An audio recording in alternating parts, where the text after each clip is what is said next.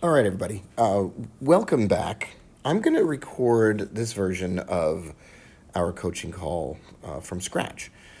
That way, it's a better quality call. And on Thursday, when we meet again, I will be on the excellent internet connection, so we won't have these same problems and we'll be good to go. Okay. Before we start, we always do a sound check and a screen check and a recording check, which I've already done, so we're good there. Don't forget the risk warning. All trading involves a substantial risk of loss, and past performance is not necessarily indicative of future results. And when you take part in these sessions, you agree that your job is to study, learn, and take your own trades eventually. And if you require personal financial advice, you will consult your financial advisor. Okay, the Telegram channel is at robbiebooker.com/telegram. Now, some of you have said you have an issue joining Telegram. So you download the app, and then you give it your phone number, and then you do little code verification on your phone. And then you can come back to this link on your computer and click this link on your computer. You can even download Telegram to your computer and start all of this from your computer. They have a computer app for every kind of computer. And then what I do is I send, on the Telegram app, I send more frequent updates about trades and links and webinar times and reminders. But I'm still using the SMS list for reminders as well. It's just simply less reliable. If you go to robbiebooker.com/SMS-coach, you can get on the SMS updates list. Now, we also have the slides. The January slides are at robbiebooker.com/0120. It stands for January 2020. Okay. It's December 31st, 2019. Don't forget, next week we're going to start setting up robots and running those together. My goal is to ramp up to $200 a day by the first week in January, the first week that we're running them. Okay, now what I'd like to do is run through the major financial instruments that we have been watching. And these are all stocks right now because at the end of the year, trading the currencies doesn't matter as much. Now, in some of these slides, the date will be incorrect, but it's correct here. It's December 31st. On some of them, you'll see it's December 30th. And if you don't mind ignoring that, I can change that up later. Okay, ONTX. This trade is moving higher and looking reasonably great. Now, this is going to move around a lot. It's going to be occasionally, in pre-market trading down 5 pennies, which is 10%. So there's a lot of stuff that's going to go on here, and it won't always look great. I'm going to put a stop loss down below 30 cents. So if it falls below 30 cents, I'm going to go ahead and close that trade. Read is looking all right. If you're still long reads, then I think you're going to see $1.50. I think you're going to see $2. But if we drop below the lows here as well, so if we drop below these lows here, 80 cents or so, find it hard to believe that that'll make it. So that would be a stop out for me. RSX, pretty much my favorite situation right now. And I want to walk through why this is still a trade and how this sort of rescued itself from not being a trade anymore. So it printed bearish divergence and a bearish profit circle. And then it broke through these highs. And it kind of ruined everything.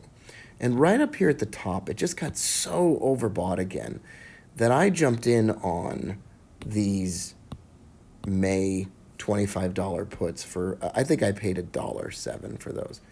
And I did that right up here, and then it dropped. And then we printed another bearish profit circle. And I think from here, we go further down. UVXY is super interesting. We took a little tester position here. We bought the January 17th, $13 calls, and I think these will be,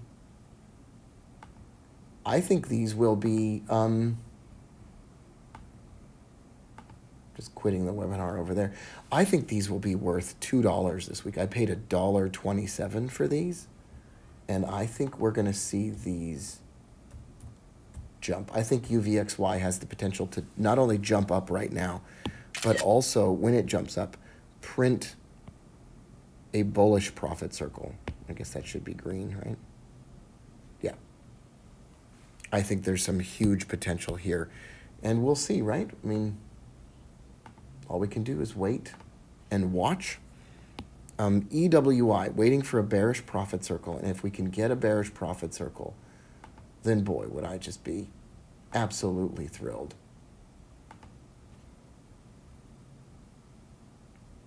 Oh, the RSX is, it looks like, according to my charts on my other machine,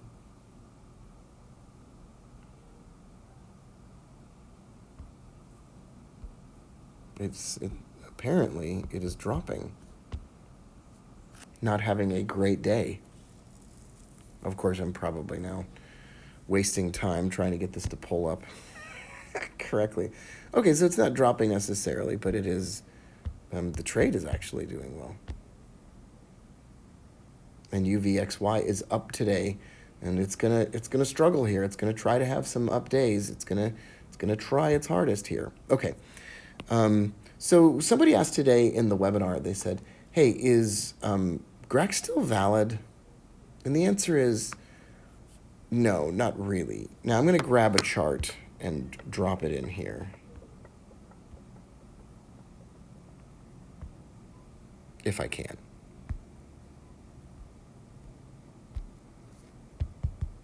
And show you what's going on. So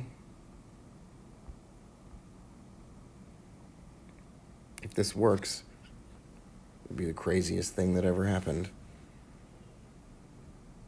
It's going to take 12 years to upload this webinar on this. There we go. Copy that. There we go. Paste it. There we go. So here's what happened with GREC. It printed the bearish divergence. It printed the bearish profit circle. It printed another one, but then it broke the highs, and it just invalidated things. And sure, we could have taken maybe a little tester position up here, but I kind of got burned on this one, and I felt like I wanted to wait to see a bearish profit circle. So it's technically waiting for the setup to start back up again. And then we had a question about AMCX. Is this a perfect trade? And it is. It is a perfect trade technically. So we've got the bullish divergence, the bullish profit circle. But do the fundamentals support a buy trade here? And that's the question. Insiders have been selling the stock since June, and they sold out at $54 a share. So I need to do some more thinking and study, and I need to see if there are earnings. I think there are, actually. So there's a chance that this actually becomes a trade for us. But I want to be really careful about it because the insiders were selling. I'd still rather be buying something along with the insiders rather than against them. So, all right, everybody, thanks for being patient and waiting for this revised, better recording to be done.